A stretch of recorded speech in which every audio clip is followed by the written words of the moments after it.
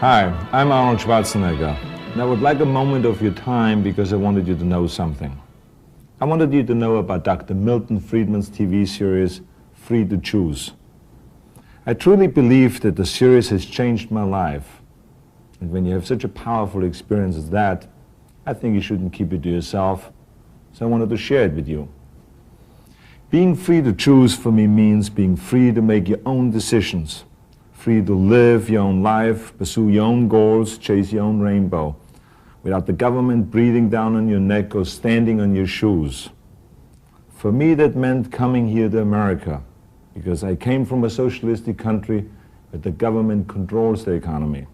It's a place where you can hear 18-year-old kids already talking about their pension. But me, I wanted more. I wanted to be the best. Individualism like that is incompatible with socialism. So I felt I had to come to America. I had no money in my pocket, but here I had the freedom to get it. I've been able to parlay my big muscles into big business and a big movie career. And along the way, I was able to save and invest. And I watched America change. And I noticed this, that the more the government interfered and intervened and inserted itself into the free market, the worse the country did.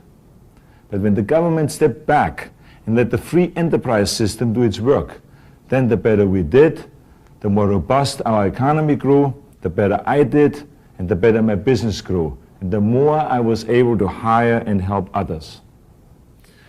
Okay. So there I was in Palm Springs, waiting for Maria to get ready so we could go out for a game of mixed doubles. I started zipping through the television dial, and I caught a glimpse of Nobel Prize winner economist Dr. Milton Friedman. I recognized him from the studying of my own degree in economics and business, but I didn't know I was watching Free to Choose. It knocked me out. Dr. Friedman expressed, validated, and explained everything I ever thought or experienced or observed about the way the economy works. And I guess I was really ready to hear it. He said, the economic race should not be arranged so that everyone ends at the finish line at the same time, but so that everyone starts at the starting line at the same time. Wow, I would like to write that one home to Austria. He said, that society that puts equality before freedom winds up with neither. But that society puts freedom before equality will end up with a great measure of both. Boy, if I would have come up with that one myself, I maybe wouldn't have had to get into bodybuilding. When I did beef up my bodybuilding in business school, of course I studied what Thomas Jefferson believed, and what Adam Smith thought, and even what Milton Friedman had to say. But with Free to Choose, it all came together. Their economic thought with my own personal experience. In a way, I felt I'd come home. I sought out Dr. Friedman and had the great pleasure and privilege of meeting him and his economist wife, Rose. And we've all become friends, and now I call him Milton. And that became a big pain in the neck about Free to Choose. All my friends and acquaintances got the tapes and the books for Christmas after Christmas, all the way through the Reagan years when I was able to tell them all, you see, Milton is right. And I think it's crucial that we all keep moving in the same direction, away from socialism and towards greater freedom and opportunity. That's why I'm so excited that Milton Friedman is updating Free to Choose, bringing it into the 90s by discussing how to deal with the drug disaster, the Japan phenomenon, and of course, the miserable failure of communism. Oh, by the way, there are plans now to translate Free to Choose into the languages of the Soviet Union and Eastern Europe. And you know, they really need it to guide them through as they take the first walk into freedom. But we need it too.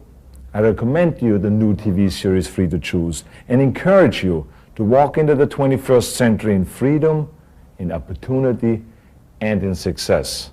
With Dr. Milton Friedman. Thanks for listening. Human and political freedom has never existed and cannot exist without a large measure of economic freedom.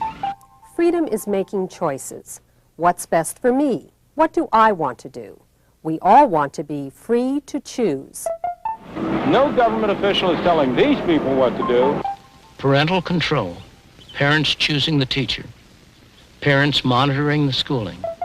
Free to live your own life, pursue your own goals, chase your own rainbow, without the government breathing down on your neck or standing on your shoes. Most of us would choose prosperity if we could, but what's the best road to that goal? Free trade set off a process that revolutionized Japan and the lives of its people. The Pilgrims tried a form of socialism over 300 years ago. Unfortunately for their fair-minded plans, they prospered only after they were allowed to keep for themselves all the food they grew. Who says economic institutions don't matter? We may dream of a perfect world, but we all know that's not possible. Hong Kong is very far from utopia. Life is unfair. There's nothing fair about one man being born blind and another man being born with sight. I do not know any exception to the proposition that if you compare like with like, the freer the system, the better off the ordinary poor people have been. Dr. Friedman has spent a lifetime studying freedom and prosperity. To him, the lessons of history are clear. People are better off making their own choices, better off not relying on government. Free to choose is a survival kit for you and for liberty. It's a gorgeous morning around the New York metropolitan area. Skies are sunny now. A little bit of cloudiness over the eastern end of Long Island, a patchy fog out there. Boy, we've got some lovely weather to talk about, and I think I promised you this back at the beginning of the week. Once, all this was a swamp, covered with forests. And that's what essentially is The Canarsie Indians who lived here traded the 22 square miles of soggy Manhattan Island to the Dutch for $24 worth of cloth and trinkets. The newcomers founded a city, New Amsterdam, at the edge of an empty continent. In the years that followed, it proved a magnet for millions of people from across the Atlantic, people who were driven by fear and poverty, who were attracted by the promise of freedom and plenty. They fanned out over the continent and built a new nation with their sweat, their enterprise, and their vision of a better future. For the first time in their lives, many were truly free to pursue their own objectives. That freedom released the human energies which created the United States. For the immigrants who were welcomed by this statue, America was truly a land of opportunity.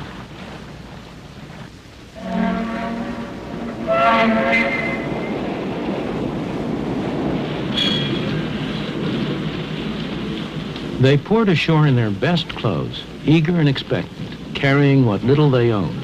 They were poor, but they all had a great deal of hope.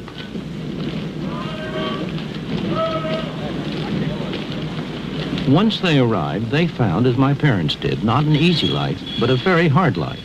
But for many, there were friends and relatives to help them get started, to help them make a home, get a job, settle down in the new country.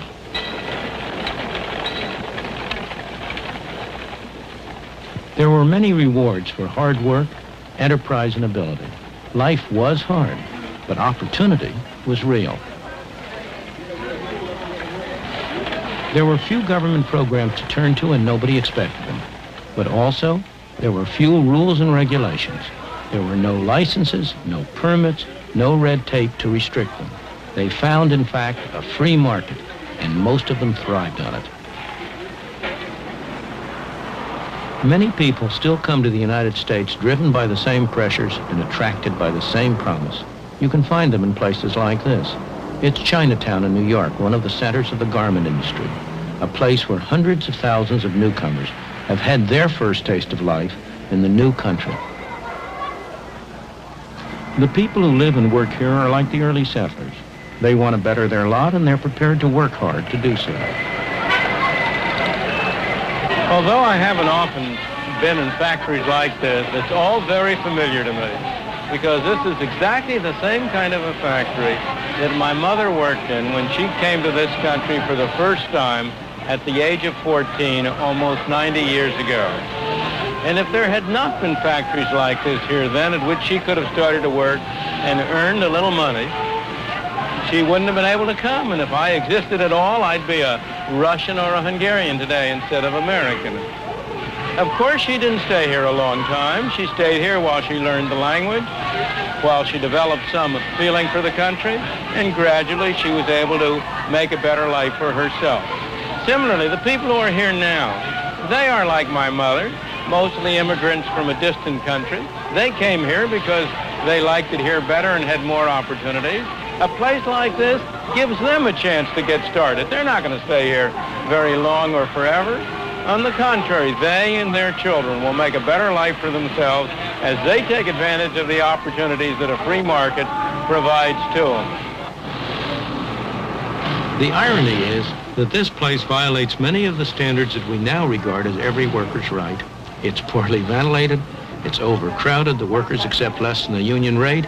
It breaks every rule in the book. But if it were closed down, who would benefit? Certainly not the people here. Their life may seem pretty tough compared to our own, but that's only because our parents or grandparents went through that stage for us. We've been able to start at a higher point.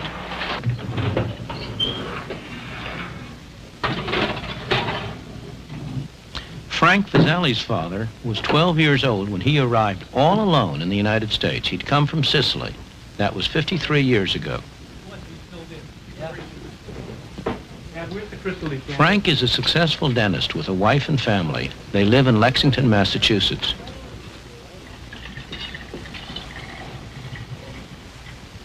Fine, one bottle fills the whole decanter. There's no doubt in Frank's mind what freedom combined with opportunity meant to his father, and then to him, or what his Italian grandparents would think if they could see how he lives now. They would not believe what they would see, that a person could immigrate from a small island and make such success out of their life, because to them they were mostly related to the fields, working in the field as a peasant. My father came over, he made something for himself, and then he tried to build a family structure. Whatever he did was for his family. It was for a better life for his family. And I can always remember him telling me that, you know, number one thing in life is you should get an education to become a professional person. Johnny, please don't eat that.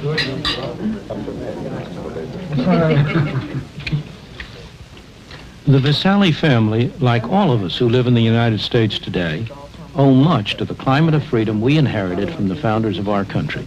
A climate that gave full scope to the poor from other lands who came here and were able to make better lives for themselves and their children. You girls gonna have this? Yeah. You, Chris? I know you don't want the whipped cream. But in the past 50 years, we've been squandering that inheritance by allowing government to control more and more of our lives instead of relying on ourselves. We need to rediscover the old truths that the immigrants knew in their bones, what economic freedom is and the role it plays in preserving personal freedom.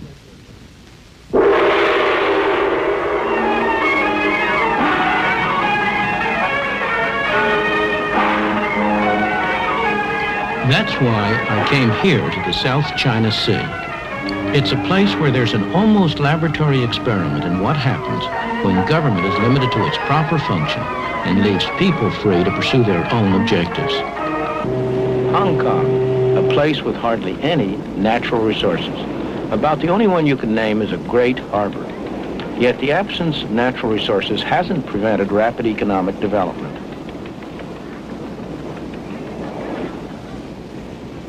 Ships from all nations come here to trade because there are no duties, no tariffs on imports or exports. The power of the free market has enabled the industrious people of Hong Kong to transform what was once barren rock into one of the most thriving and successful places in Asia. Like America a century ago, Hong Kong in the past few decades has been a haven for people who sought the freedom to make the most of their own abilities. Many of them are refugees from countries that don't allow the economic and political freedom that's taken for granted in Hong Kong.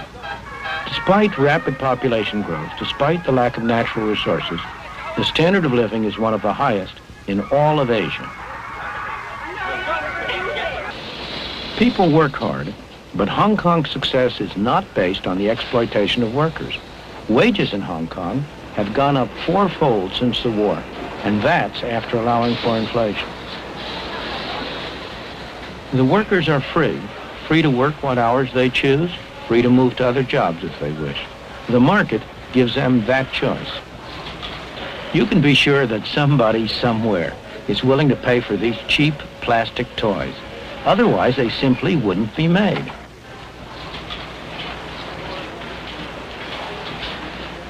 Competition from places like South Korea and Taiwan has made cheap products less profitable. So Hong Kong businessmen have been adapting.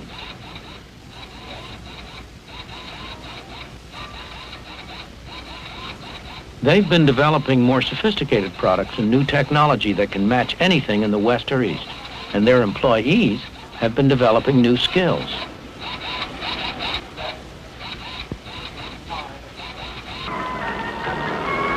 It's the ordinary people of Hong Kong who benefit from all this effort and enterprise.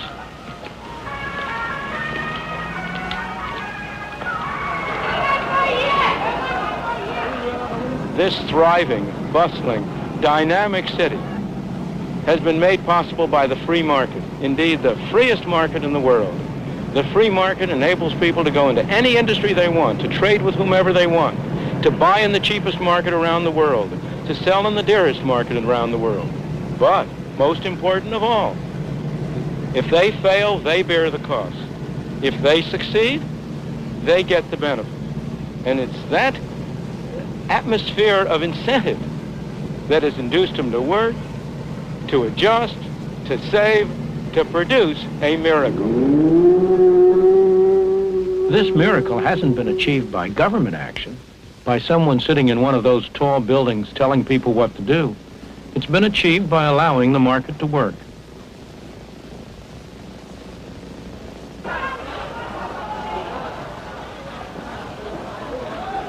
Walk down any street in Hong Kong and you'll see the impersonal forces of the market in operation.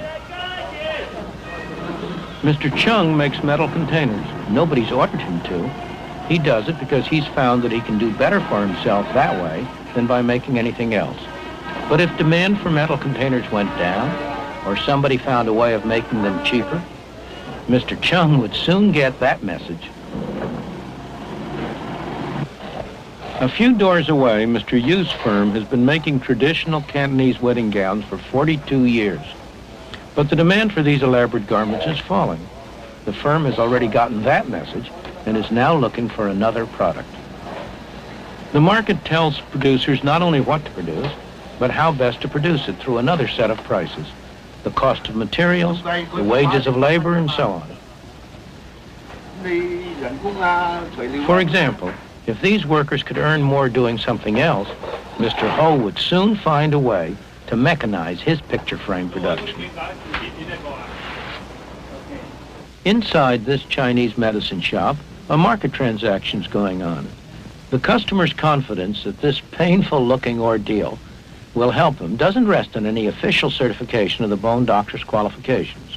It comes from experience, his own or his friends.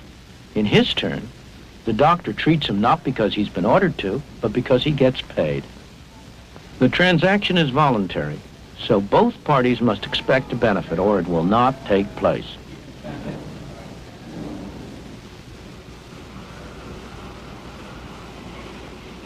Believe it or not, this backyard is the entrance to a factory.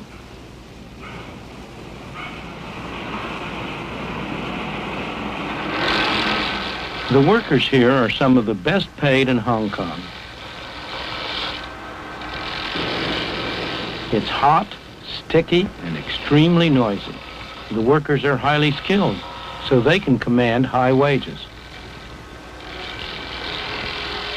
They could induce their employer to improve working conditions by offering to work for less, but they would rather accept the conditions, take the high wages, and spend them as they wish. That's their choice.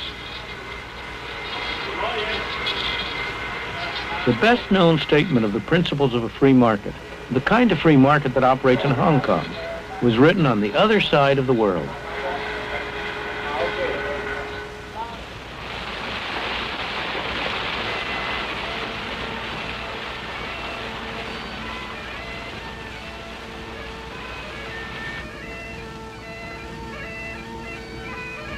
200 years ago in Scotland, Adam Smith taught at the University of Glasgow.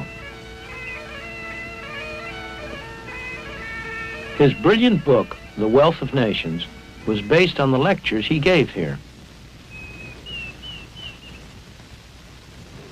The basic principles underlying the free market, as Adam Smith taught them to his students in this university, are really very simple. Look at this lead pencil. There's not a single person in the world who could make this pencil. Remarkable statement? Not at all. The wood from which it's made, for all I know, comes from a tree that was cut down in the state of Washington. To cut down that tree, it took a saw. To make the saw, it took steel. To make the steel, it took iron ore. This black center, we call it lead, but it's really graphite, compressed graphite. I'm not sure where it comes from, but I think it comes from some mines in South America. This red top up here, the eraser, bit of rubber, probably comes from Malaya, where the rubber tree isn't even native. It was imported from South America by some businessmen with the help of the British government. This brass ferrule, I haven't the slightest idea where it came from, or the yellow paint, or the paint that made the black lines, or the glue that holds it together. Literally thousands of people cooperated to make this pencil. People who don't speak the same language, who practice different religions, who might hate one another if they ever met.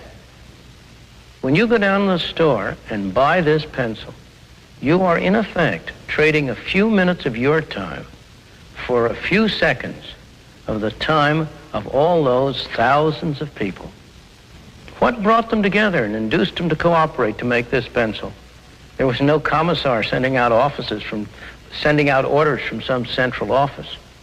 It was a magic of the price system, the impersonal operation of prices that brought them together and got them to cooperate to make this pencil so that you could have it for a trifling sum. That is why the operation of the free market is so essential, not only to promote productive efficiency, but even more to foster harmony and peace among the peoples of the world.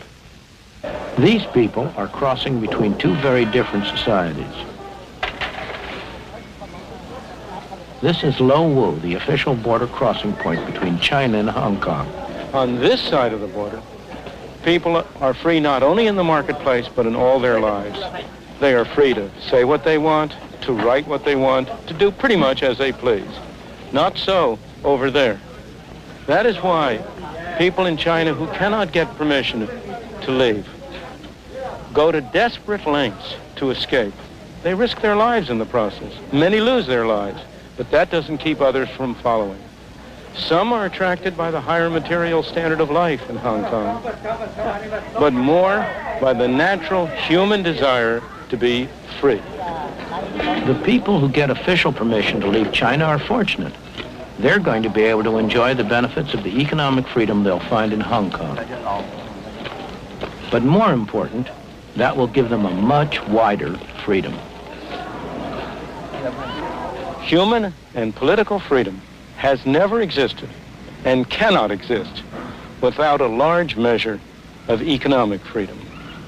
Those of us who have been so fortunate as to have been born in a free society tend to take freedom for granted, to regard it as a natural state of mankind. It is not. It is a rare and precious thing. Most people throughout history, most people today, have lived in conditions of tyranny and misery, not of freedom and prosperity. The clearest demonstration of how much people value freedom is the way they vote with their feet when they have no other way to vote. Hong Kong is very far from utopia. It has its slums, its crime, its desperately poor people.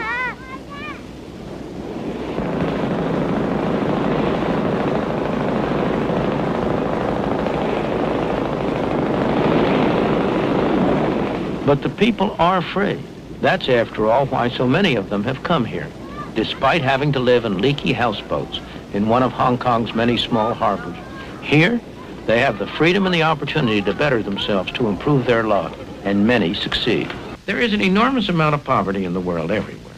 There is no system that's perfect. There's no system that's going to eliminate completely poverty, in whatever sense. The question is, which system has the greatest chance? Which is the best arrangement for enabling poor people to improve their lot? And on that, the evidence of history speaks with a single voice. I do not know any exception to the proposition that if you compare like with like, the freer the system, the better off the ordinary poor people have been. Ask yourself what it is that assures these garment workers in Hong Kong a good wage. Not high by Western standards, but high enough to enable them to live far better than most people in the world.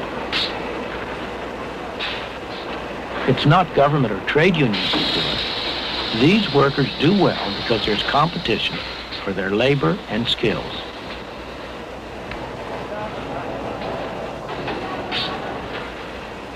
When a businessman faces trouble, a market threatens to disappear, or a new competitor arises, there are two things he can do.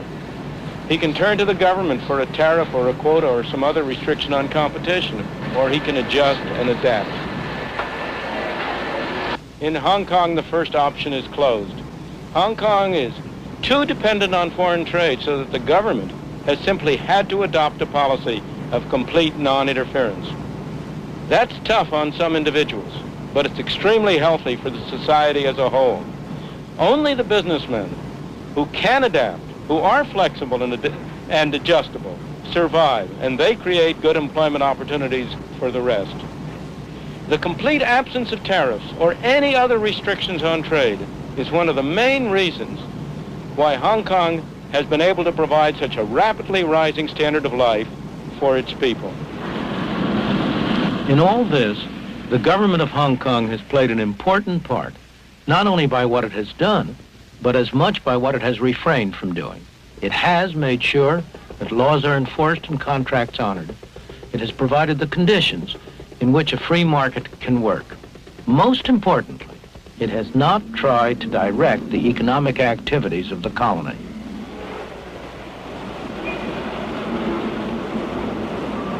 No government official is telling these people what to do. They're free to buy from whom they want, to sell to whom they want, to work for whom they want. Sometimes it looks like chaos, and so it is. But underneath, it's highly organized by the impersonal forces of a free marketplace.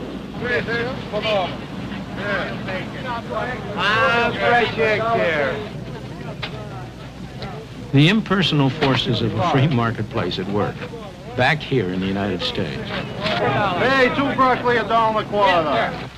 Prices are the key. The prices that people are willing to pay for products determines what's produced. The prices that have to be paid for raw materials, for the wages of labor and so on, determine the cheapest way to produce these things. And in addition, these self-same prices, the wages of labor, the interest on capital and so on, determine how much each person has to spend on the market. It's tempting to try to separate this final function of prices from the other two, to think that somehow or other you can use prices to transmit the information about what should be produced and how it should be produced without using those prices to determine how much each person gets. Indeed, government activity over the past few decades has been devoted to little else. But that's a very serious mistake. If what people get is not going to be determined on what they produce, on how they produce it, on how successfully they work, what incentive is there for them to act in accordance with the information that's transmitted? There's only one alternative: force. Some people telling other people what to do. Nice? Oh, boy, look what I got. Real good tomato. Real nice. Hey, come on, try one of those tomatoes. You don't eat home anymore. Have free lunch over here.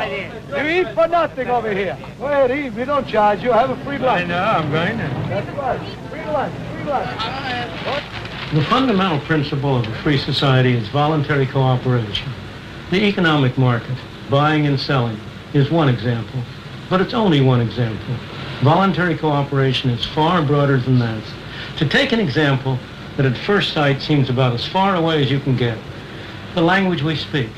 the words we use, the complex structure of our grammar. No government bureau designed that. It arose out of the voluntary interactions of people seeking to communicate with one another.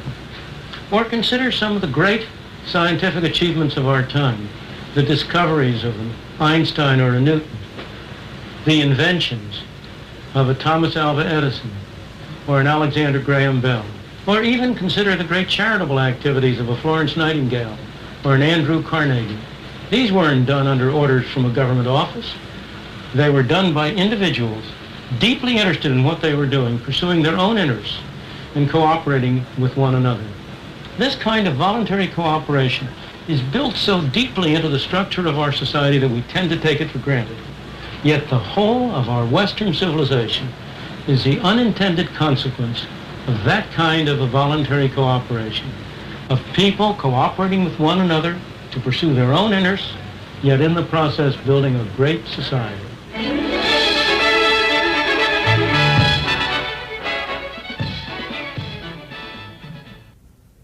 I'm Linda Chavez. Welcome to Free to Choose. Joining Dr. Friedman in a discussion of the power of the market are David Brooks of the Wall Street Journal and James Galbraith of the University of Texas at Austin. Dr. Galbraith, should we follow the example of Hong Kong and simply allow an unregulated free market? I think we do better in this country with the combination of a free market and its advantages and a well-regulated, carefully thought-out structure of government, which provides a chance to pick up some of the losers from the market process and give them a second start, provides us with a chance to make the economic process a little safer, a little healthier, a little more environmentally sound and protective than you might get from a strict adherence to the free market such as Professor Friedman has described in the case of Hong Kong. Dr. Friedman, is there any such thing as a well-regulated market? No. He's begging the question. Obviously, he's right. If you could have a well-regulated, carefully thought-out, properly done market, benevolent dictatorship is the best of all forms of government. Oh, I don't agree with that at all. Neither do Constitutional I. Constitutional democracy is the best of all forms of government. No, constitutional democracy is the least bad of all forms of government. But you beg all the questions when you talk about well-regulated, carefully thought out. If you look at the actual programs that government follows, they almost always have effects that are the opposite of those that were intended by their well-meaning advocates. Let me tell you what troubles me. I'll tell you something. Matching the invisible hand of government is the invisible hand of the market is the invisible foot of government. You make the point in the program that in every case where you have a smaller role of government in the freer market, you have a higher standard of living. The same point. I didn't say that. At the same. I didn't say that. I said you have better conditions for the poorer people. Better conditions. Okay, better conditions for the poorer people. Fine, I'll accept that. At the same time, you're making the argument in the program that the conditions in Hong Kong are better, for example, than they are in the United States, which is manifestly not true. I mean, we do have. You are making the argument. You're making the argument that Hong Kong is more free than we are. It is more free. Does it then follow that the conditions for poor people in Hong Kong are better than they are in the United States? We have to. That I don't believe to be true. I said in there where you compare like with like. Well, okay. Well, this is an important qualification, which isn't clear in the program. Obviously, started out from a much lower position. If I were to compare Hong Kong, conditions in Hong Kong in 1945 or 1950 with conditions in the United States in 1820, 1830, you'd have a much closer comparison. But are you then saying, a position which I would find much more congenial, that where you have a country which has developed a base of material wealth, a degree of comfort for the average citizen, that it is then legitimate for the government of that country to step in and provide some guarantees and some security for poor people and old people and sick people? I'm not saying that at all. But why not? I mean, what's wrong with that as a Because every time they step in to try to do that, they end up doing the opposite. Well, this discussion takes up or reflects a feature of the program that I found to to be most troubling, which is a failure to make a distinction between governments of the kind that we have developed in this country over 200 years and governments of the kind that you described in the People's Republic of China.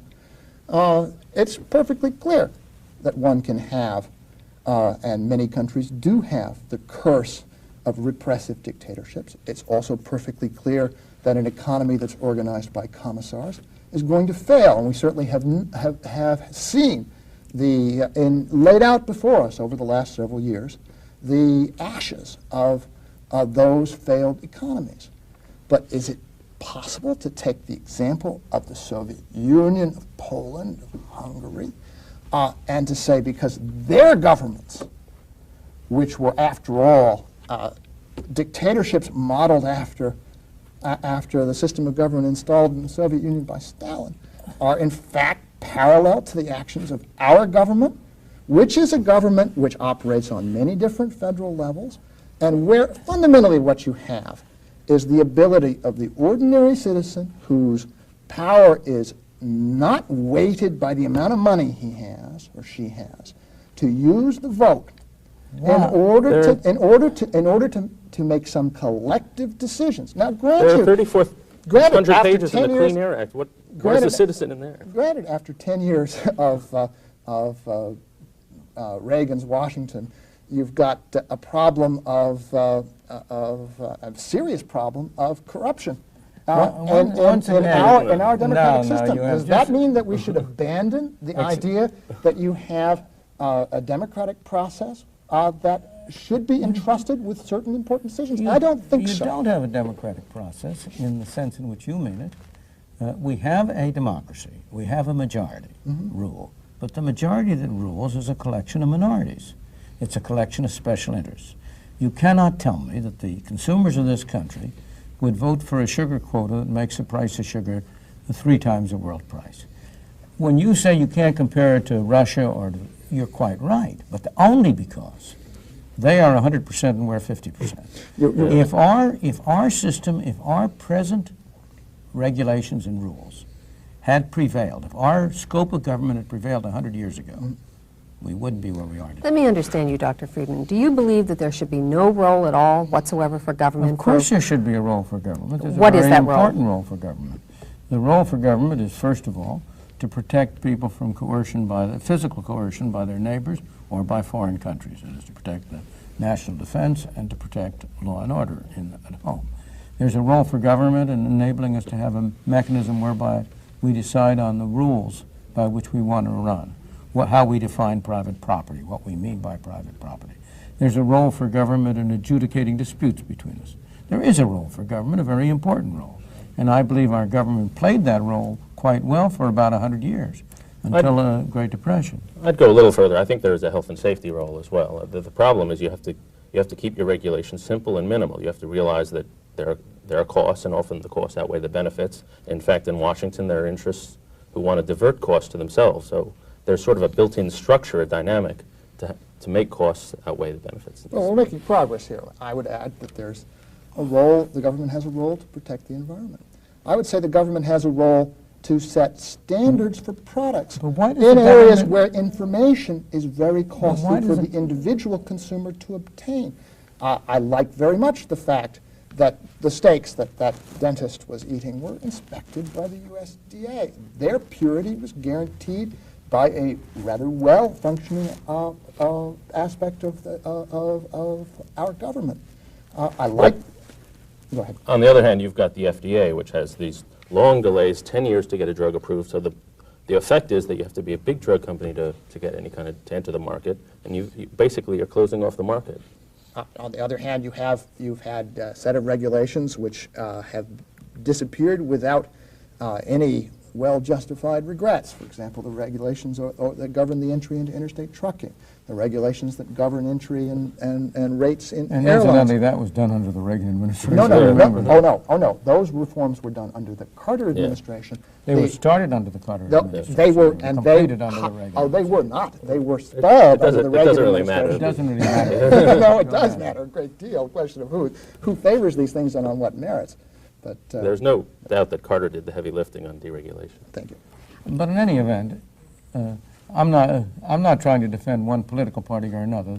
As David says, a major enemy of a free market is a business interest. The business community is a major enemy. The problem in the society is to have the public at large understand the importance of free markets so as to protect themselves against the depredations of the business community with their tariffs, their quotas, their special provisions, and so on. But if you come to all of these good things that society is supposed to do, you have to look at how many of them have been perverse in their influences and their effect. You mentioned the FDA, and that's a very important case because that's caused tens of thousands of lives over the course of time because of the the evidence has been. Go ahead. I mean, you can start with the AIDS virus, where the FDA tries again. Recently, there have been reforms, but they were very slow to let people, even people who knew they were going to die and were going to die without any drug, to try experimental drugs. Let me ask another question. You'd have to establish that those experimental drugs would have, in fact, saved their lives. They couldn't have done worse. They were going to die. Let me give you another hypothetical. What if you have a social need, say a disease which is very lethal but affects very few people, and you don't have a company who has an interest because it's not going to make very much money, there's not a large market for the good, to produce a drug? Does the government have any role there to step in to try and stimulate certain social purposes? It's hard for me to imagine. I can't imagine how the government would in the first place. But in any event, you must realize that government isn't the only recourse. Yeah. The great period, when were the nonprofit hospitals of the United States founded? Almost all of them were in the 19th century during the heyday of laissez-faire.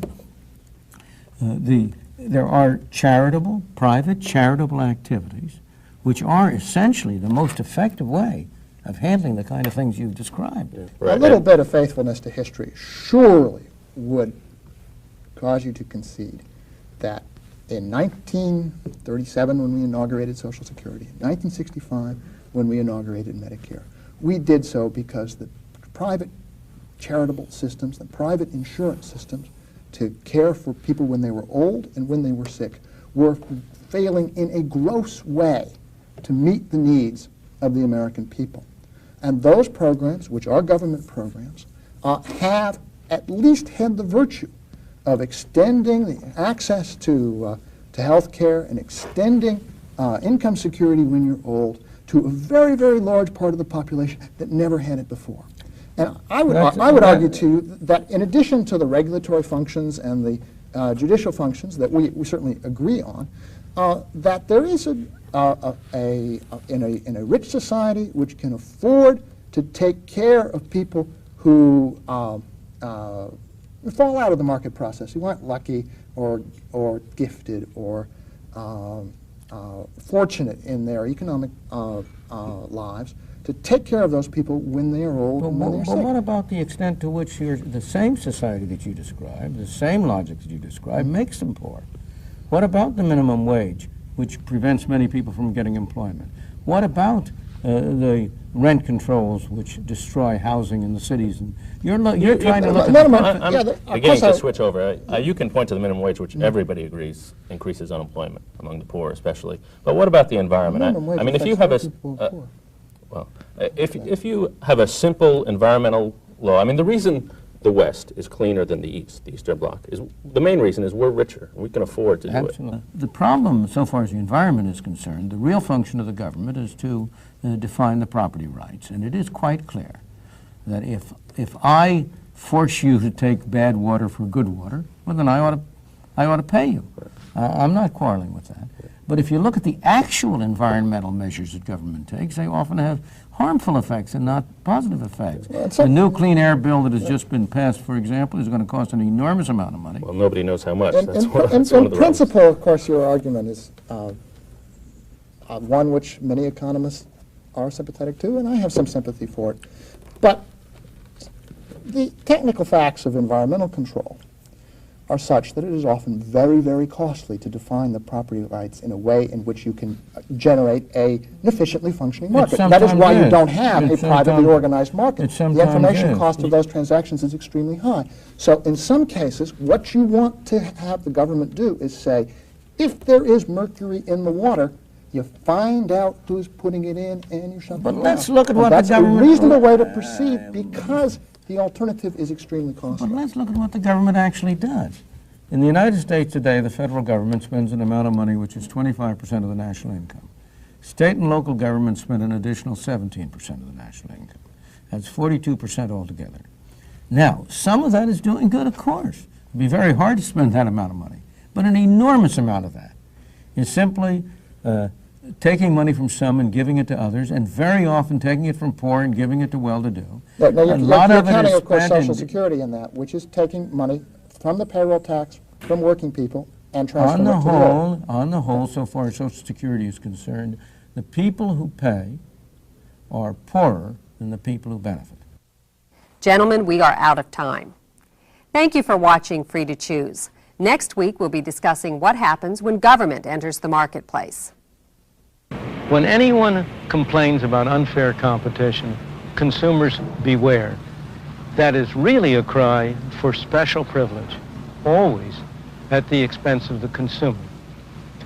What we need in this country is free competition.